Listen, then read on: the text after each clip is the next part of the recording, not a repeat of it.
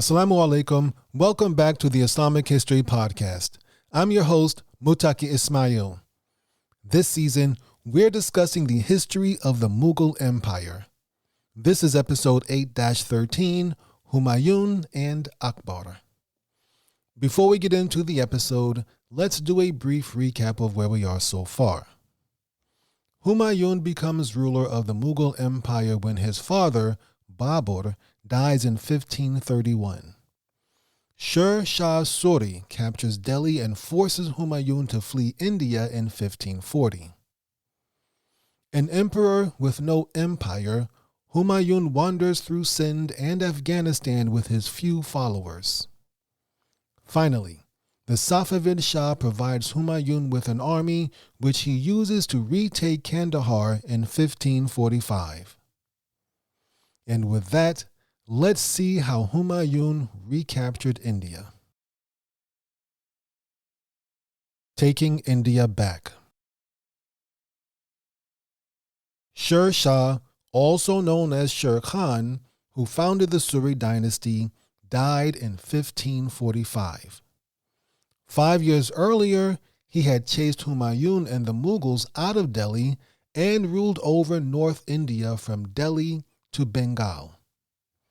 After Sher Shah's death, his son, Salim or Islam Shah, took over and ruled until he died in 1553.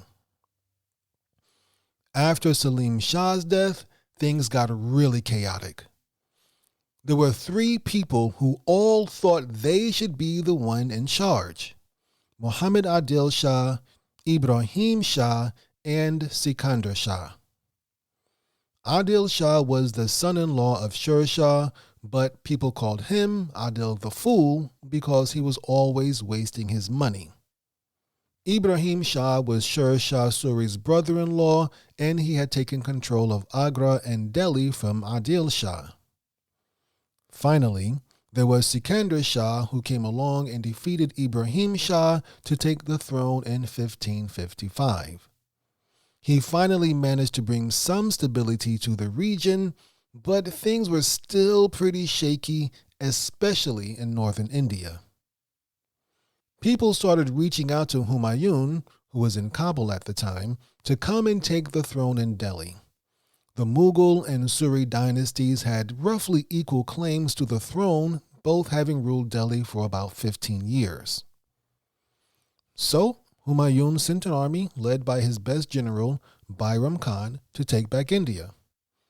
They didn't have much trouble making their way through Punjab since they faced very little resistance. Sher Shah had built a strong fortress called Rohtas Fort in Jhelum, which is in modern-day Pakistan, to protect against attacks from Afghanistan, but it fell to the Mughals without a fight. The two armies finally met at Sirhind on June 22, 1555, which is in the Indian state of Punjab, about 110 miles northwest of Delhi.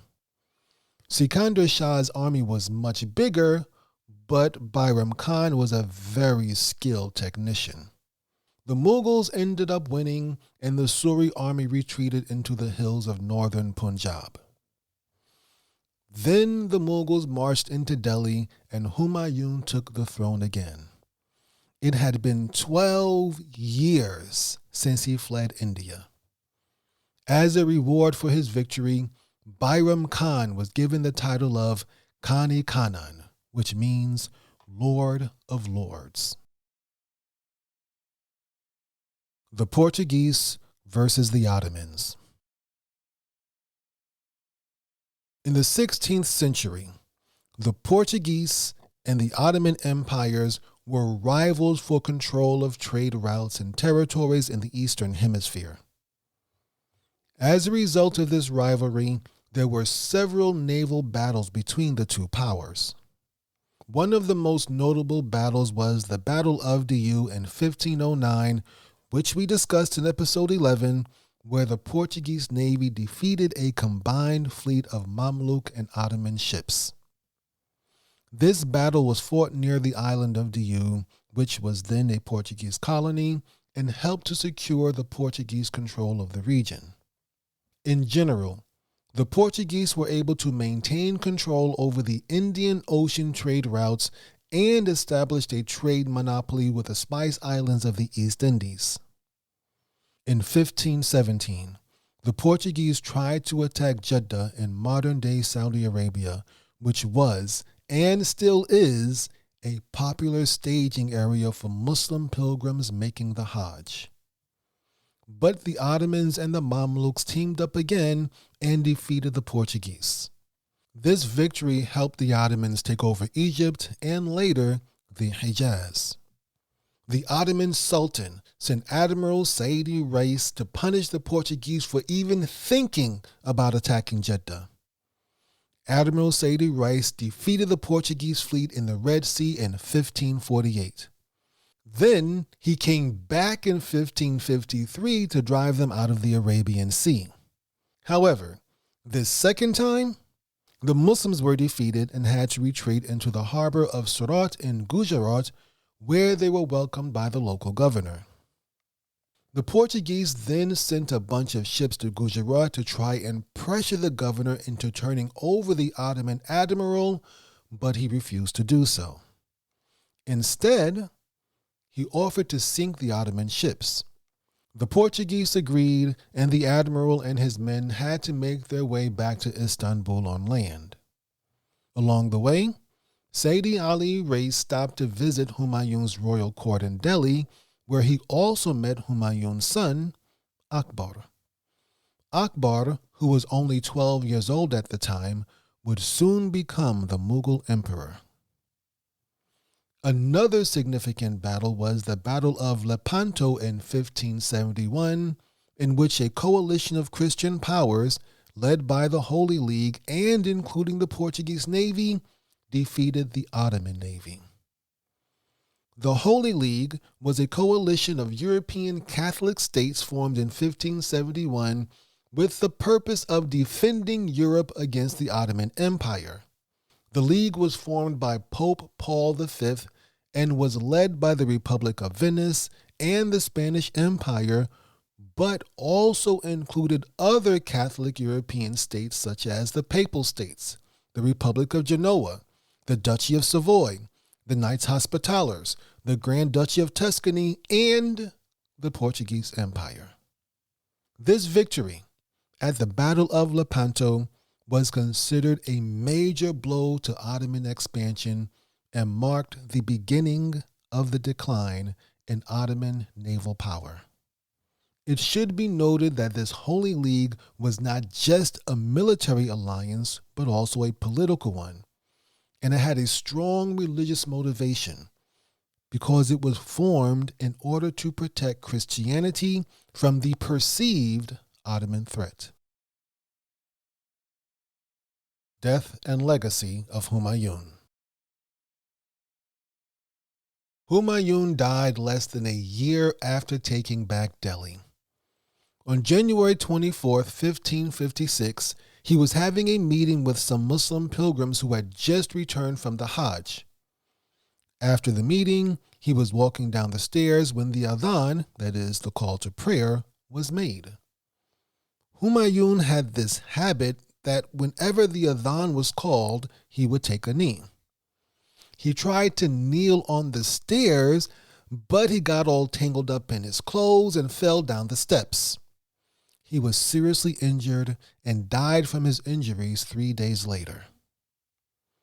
Before we discuss Humayun's successor, that is Akbar, let's talk a little bit about Humayun's legacy and his government.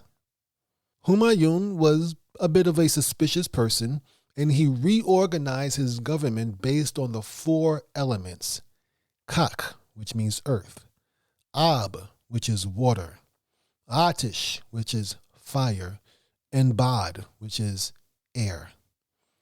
Kak was responsible for things like agriculture, architecture, land management, and public works. Ab took care of the wine cellar, a'udhu billah, canals, and waterworks. Atish was in charge of the military, artillery, and armory. And Bad was responsible for warehouses, the kitchen, and stables. Humayun also relied on astrology and omens.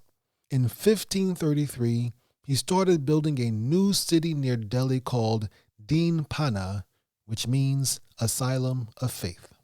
It was built on the site of the ancient city Indraprastha, which is mentioned in the Sanskrit epic, the Mahabharata.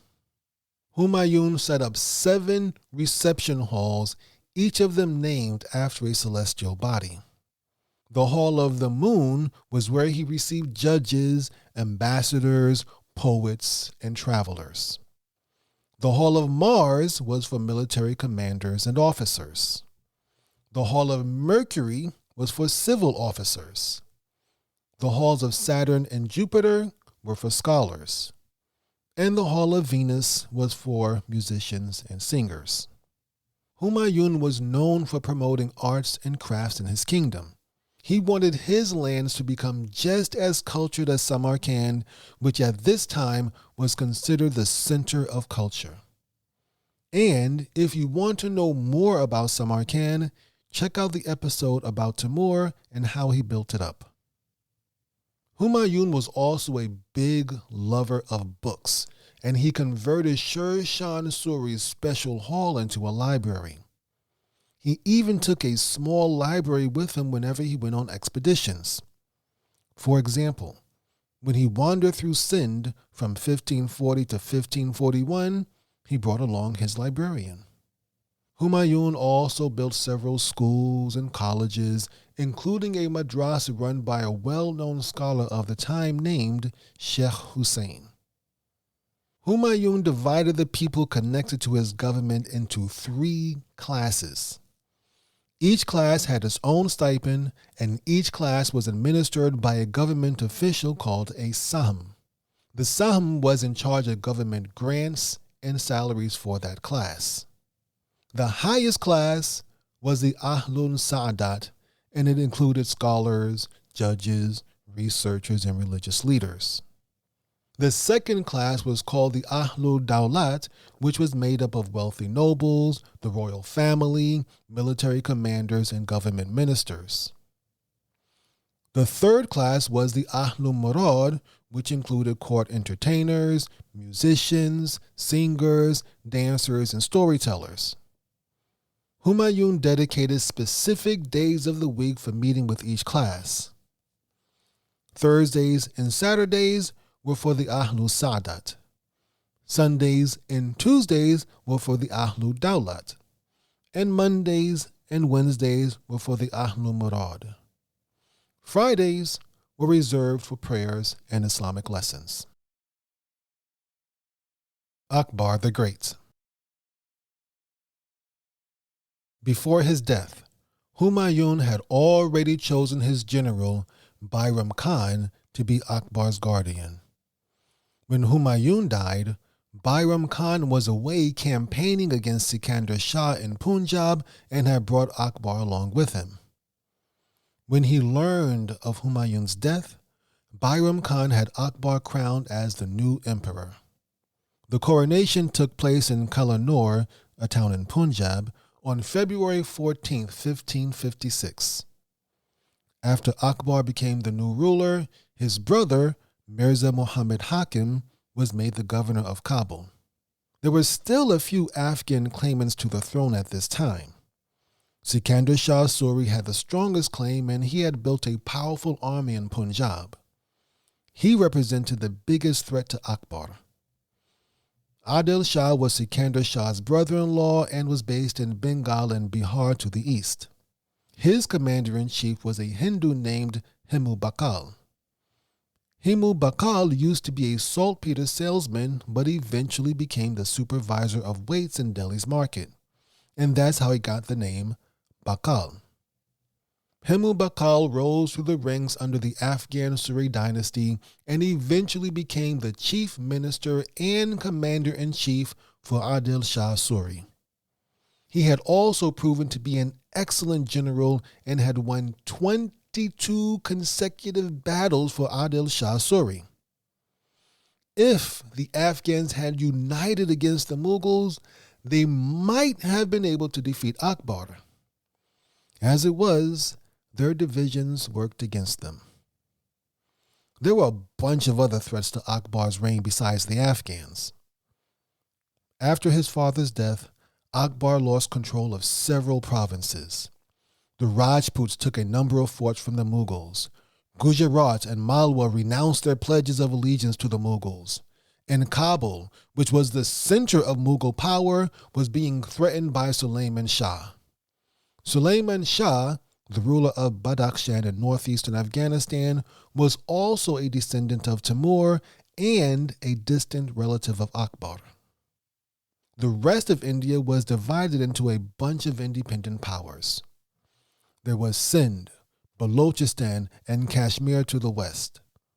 Orissa and Gondwana, which were two independent Hindu kingdoms, they were to the east. There was also a lot of activity to the south, with the Deccan Sultanates, that is, Ahmednagar, Bijapur, Golconda, Khandesh, and Berar, all competing for power in the region. On top of all that, the Portuguese were dominating the Indian Ocean and the Arabian Sea, and they had powerful forts at Goa and Diu. And then, of course, there was the growing Vijayanagar Empire to the south. The Vijayanagar Empire. Let's do a quick and brief summary on the Vijayanagar Empire. The Vijayanagar Empire was a Hindu empire located in southern India. It was founded in 1336 and reached the peak of its power in the 15th and 16th centuries. The capital of the empire was Vijayanagara, which was known for having very beautiful temples and palaces.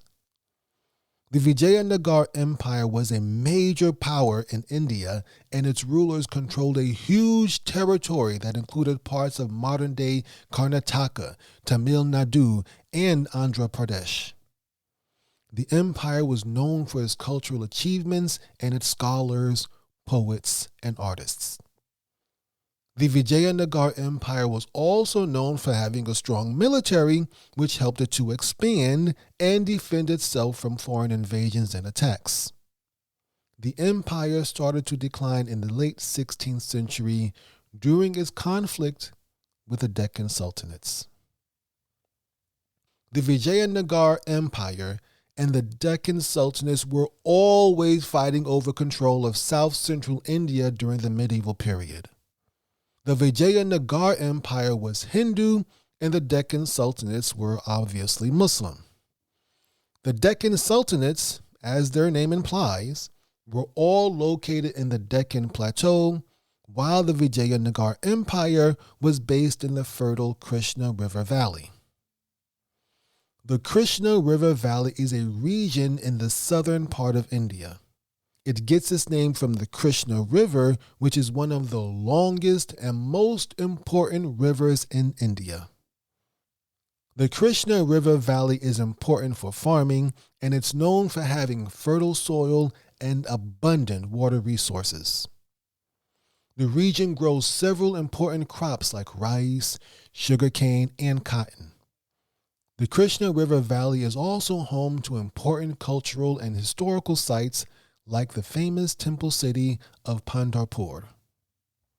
The Vijayanagar Empire and the Deccan Sultanates waged several wars against each other, with the Vijayanagar Empire usually coming out on top. However, the Deccan Sultanates gained the upper hand in the late 16th century, and this helped lead to the decline of the Vijayanagar Empire.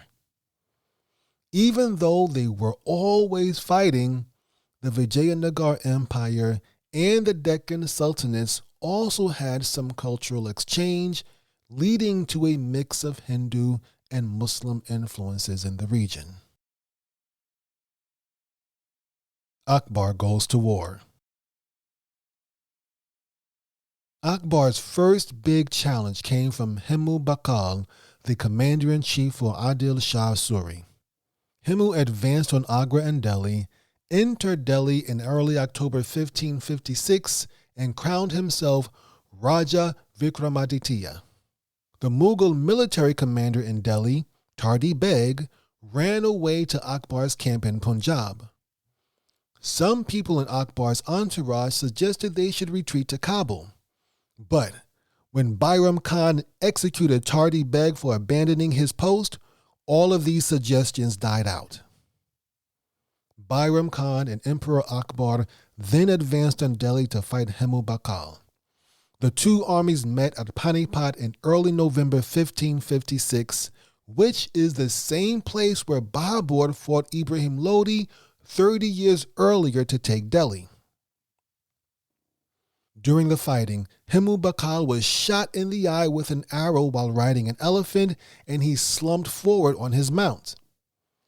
His army saw this, thought he was dead, and fled the battlefield. Hemu Bakal was captured and brought before Akbar. Akbar wanted to pardon him, but Bairam Khan wasn't having any of that. He stepped forward and chopped off Hemu Bakal's head. He then sent the head to Kabul and had the torso hung up on display in Delhi. Hemu Bakal's soldiers and followers who were captured were also executed, and towers of skulls were built from their heads. After defeating Hemu Bakal, Akbar's next big challenge was the two Afghan Suris. He went after the most powerful Afghan leader, Second Shah Suri, first. Sikandar Shah had taken shelter in the Mankot Fort in the Siwalik Hills, which is located in the Himalayan foothills in Himachal Pradesh near Kashmir. Bairam Khan and Akbar laid siege to the fort, and eventually Sikandar Shah agreed to make peace. He requested and was granted a stipend and estate to live out his life, and he did not cause any further problems for Akbar. Adil Shah Suri, Akbar's last Afghan rival, died fighting the King of Bengal in 1557. Within 18 months, Akbar had neutralized his three strongest rivals. He went on to capture much of northern India in 1558, including Ajmer in Rajasthan, Jaunpur in Uttar Pradesh, and Gwalior in Madhya Pradesh, which was Hemu Bakal's seat of power. Though Akbar had managed to recapture much of the territory that had been lost during his father's reign, there was still a lot of territory remaining. But the main problem was that Akbar was only 15 years old and still very young. And there were many people close to him who wanted to take advantage of his youth. We'll discuss Akbar's conflict with his handlers in more detail in the next episode.